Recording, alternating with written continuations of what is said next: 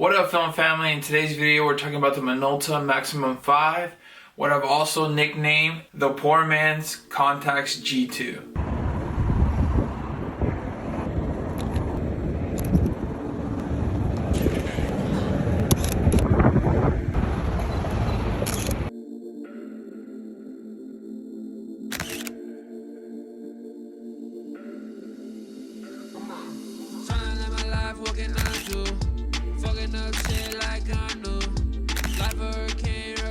If you're new to the channel, what I like to do is shoot a whole roll through the camera, share the vlog, share the photos, and even in between some shots I will share some thoughts.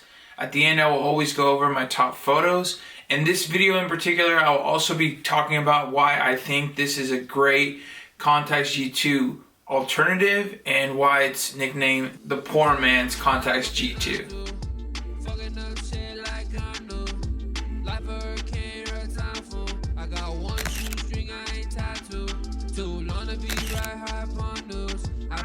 In the work like a 9-2. Thought you were cool, nothing about you. Sex Sunday, I was playing too. ¿Qué te pasa? Siempre algo que decir dando lata.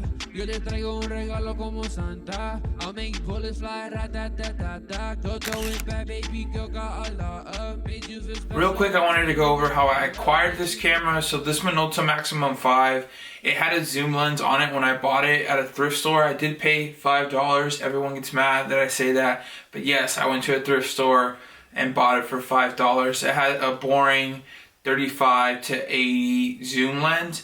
And I already had this 50mm lens that I acquired with a Minolta Maxxum 7000. But yeah, that's how I ended up with this setup. It feels great in your hand. Really easy to hold one-handed. Put it to your eye. Half press, shoot, and then I usually use it at aperture priority, so all you do is have this one dial and you'll change your settings that way, or you can put it shutter priority. These generation of cameras were the cameras that they did or made right before digital completely took over. This is more like consumer SLR type. I feel like people don't know now is that you can get amazing Minolta glass and put it on this small body and get that small compact size of a camera. This is a Minolta Maxxum 5, but if you buy a 7, it's more of a bigger SLR body, and at that point you're almost at like a Canon SLR like 5D or 6D size. The reason that I like this is because it is pretty compact. You can put it in a small camera bag and carry another lens if you want and just get great results. This ultimately has become my most dependable camera.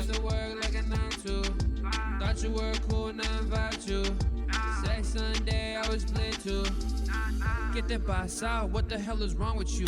I've been chilling at home, you been on the loose. You been claiming I'm with chicks, you with other dudes. Telling all the problems, like we the news. Now I don't really wanna say it. You know what they say, nothing nice, don't say it. If you don't like what I said, baby, don't okay it. Say it clear.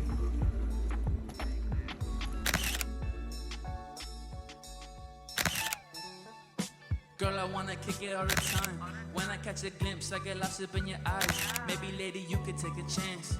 Roll the dice, go out and run into you, I'm hypnotized. Paradise. It's your love, it's your love, it's your love. That's what I'm looking for.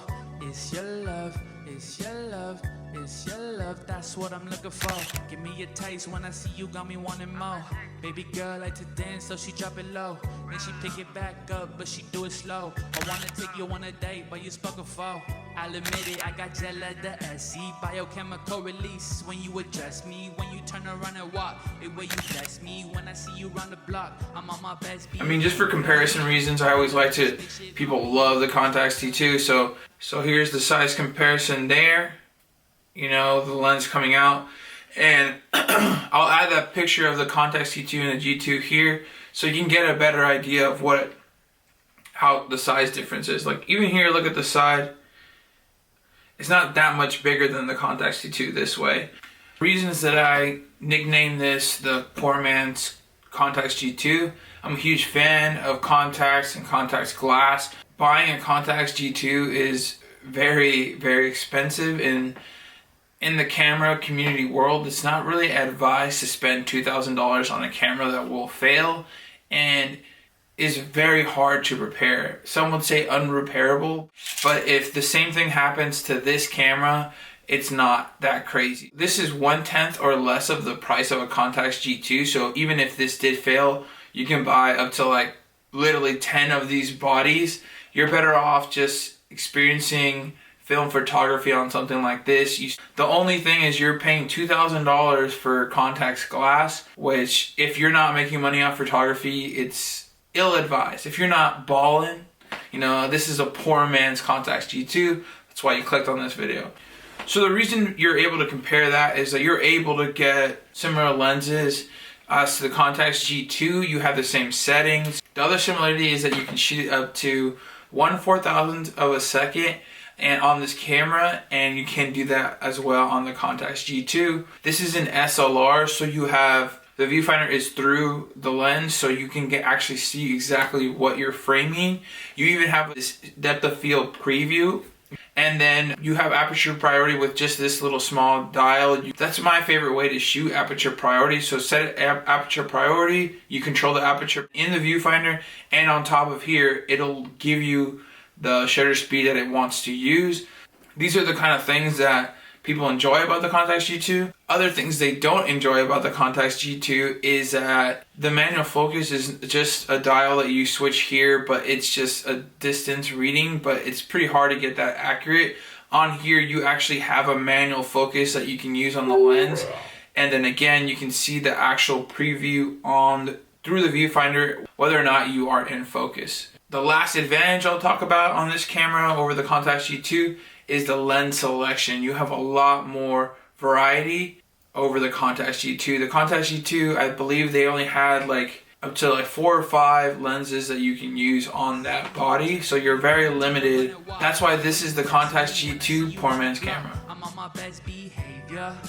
Pull up, spaceship, I'll be your aviator. But you, not mine, you will be. I see you later. I'll be right there by your side like a good neighbor. Tell me, should I let her go or should I chase her? Tell me, homie, let me know. I'm going crazy. No touch for beauty, but I know you would ace it. You're the one who sets the bar, then that shit is raised up. Baby girl, that's not your fault. That's how they raise you. Baby girl, you got my heart. You got it racing. Personality complex, nothing basic. Beautiful little rose among daisies. Wonderful ratios, body amazing, falling like dominoes, but I ain't playing.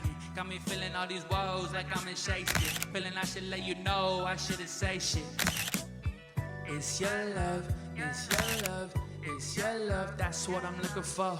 It's your love, it's your love, it's your love. That's what I'm looking for. Give me a taste when I see you, got me wanting more. Baby girl like to dance, so she drop it low. Then she pick it back up, but she do it slow. I wanna take you on a date, but you spoken for. Tryna live my life, what can I do? Fucking up shit like I knew. Life a hurricane, her time fool. I got one shoestring, I ain't tattooed. Too long to be right, high bundles. I been putting in the work like a 9-2. Thought you were cool, now invite you. Sex Sunday, I was playing too. ¿Qué te pasa? Siempre hago que decir dando lata. Yo te traigo un regalo como Santa. I'll make bullets fly, ra-da-da-da-da. Go throw it back, baby girl, got a lot of. Made you feel special, I tell you it's not love. Made you forget about the world, it was just us. Go come and cry, baby girl, you my dust. Hey, tryna live my life, what can I do? Fucking up shit like I knew. One thing that might turn people off of from this camera is that you see like that, I feel like it's very loud. This is the depth of field preview sound, and this is the taking a shot.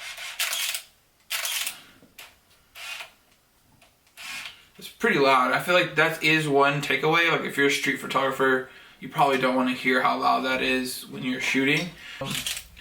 See this camera still going off. My first top photo here is of Kodak. It's him, just a portrait of Kodak looking into the sun. There were some birds making some noise, so he's always very alert. Half press shot that of him, and I shot this at f4. But I really like how the sunset is highlighting his coat, making him really like orange, which he already is kind of brownish orange color. And it just definitely highlighted that. You could see it in the white of his face. And then his eyes, obviously, they look very beautiful. that blue in his eyes. Very beautiful. He's a very handsome boy. So I'm holding the leash with one hand, half pressing with one hand, and quickly shot. I don't remember the shutter speed that it used, but definitely a top photo. So the other top photo I've selected here is this very postcard vibes. In the foreground there's a little post, there's two ducks in the middle, and in the background you can kind of see those boats taking out. This is a good photo that I quickly as well just saw and took my shot. What makes this photo good is the foreground. I feel like if the foreground wasn't there, that post wasn't there, like if I would have moved a little bit more this way and even had some ducks more closer to the boats, it wouldn't be as a powerful shot. What I really like is that you can see where the sun is coming from. Yeah, you can just get a good mood from it, and you can just see that the sun is rising on that side, and it's just a good, calm mood. My third and fourth photo were of this old classic car. I wish I knew what kind of car it was. I don't know, it's a special, I think, on the side of the car. The first photo I shot at f4, I did half press and focus on the belt buckle. I really liked how that belt buckle was hanging under the door, that rim, and then I wanted to get that palm tree in the background, and I wanted it to be... I was able to shoot at f4 because this camera is able to use 1/4000th of a second, which is really nice. You're not able to do that with many film cameras. I did end up cropping this image because I felt like if I did a square format, it's even stronger, and I'll show that here. So I zoomed in a little bit and cropped it in that 6x6 format, and it's really nice. If I had a Mamiya 6 with me, that would definitely have been a shot that I took. So the second shot of this car is of that steering wheel, getting the interior. I feel like you're definitely more in a time machine when you're inside that vehicle than you are from the outside, because yeah, a lot of us see it on the outside. Not as many people get to experience it from the inside. So when I saw this car, I was super excited to take pictures of it. You can see the steering wheel, you can see the steering column, and then you can see where the light is coming from. I really enjoy photos that you can see where the light source is coming from. Light definitely helps you navigate through a photo easier. If everything is the exact same contrast, you kind of don't have an idea of what to do, but when you have light, it helps you direct your eye and guide your eye into what you're really into. Well, that's it, film family, and my final thoughts on the Minolta Maxxum 5 is buy it. If you see it at a thrift store, buy it. If you see it on eBay for under $100, especially with this 50mm lens, buy it. Thank you guys so much for watching. Don't forget to hit that like button for me. Don't forget to subscribe to the channel if you haven't already. As always, guys, happy shooting.